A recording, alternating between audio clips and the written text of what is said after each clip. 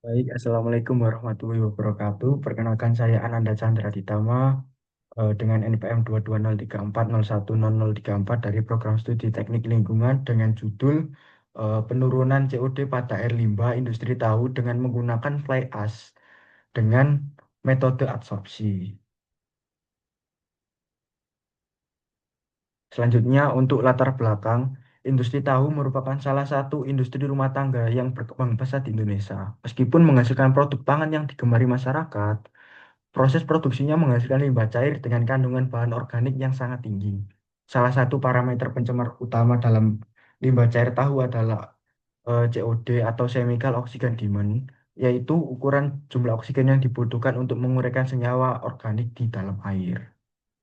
Kandungan COD yang tinggi dapat menyebabkan penurunan kadar oksigen terlarut di perairan dan berdampak buruk bagi organisme akuatik. Oleh karena itu, perlu adanya teknologi pengolahan limbah yang efektif, murah, dan ramah lingkungan untuk menurunkan konsentrasi COD dalam air limbah industri tahu. Salah satu metode yang potensial untuk mengatasi masalah ini adalah absorpsi karena mudah diaplikasikan, efisien, dan tidak menghasilkan polutan sekunder.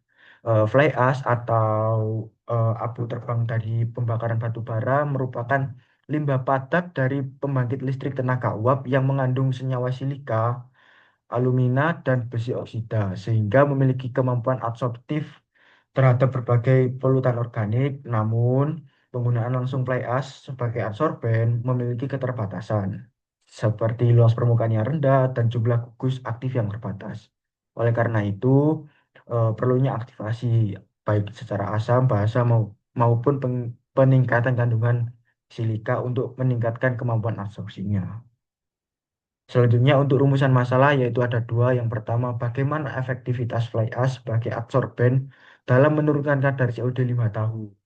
Selanjutnya, berapa besar penurunan kadar COD 5 tahun yang dapat dicapai dengan menggunakan fly ash sebagai adsorben. Selanjutnya, tujuan penelitian yang pertama yaitu mengetahui efektivitas fly ash sebagai adsorben dalam menurunkan kadar COD 5 tahu.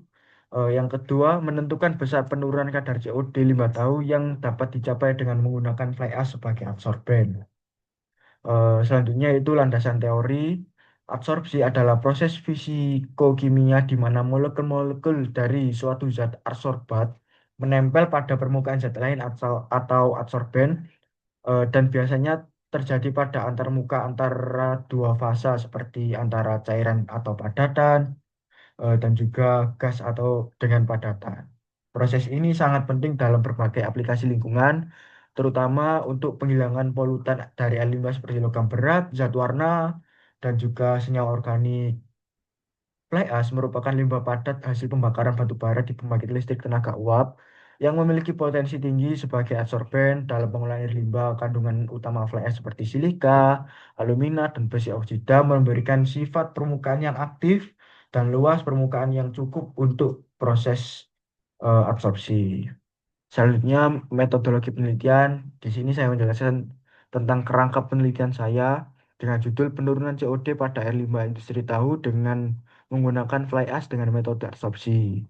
Selanjutnya, saya menggunakan studi literatur, pengambilan sampel limbah industri tahu untuk persiapan adsorben eh, fly ash. Fly ash dikeringkan di oven pada suhu 105 derajat Celcius selama 24 jam untuk menghilangkan kelembapan. Selanjutnya, fly ash dapat diaktifasi secara kimia dengan HCl atau NaOH untuk meningkatkan efektivitas adsorpsi.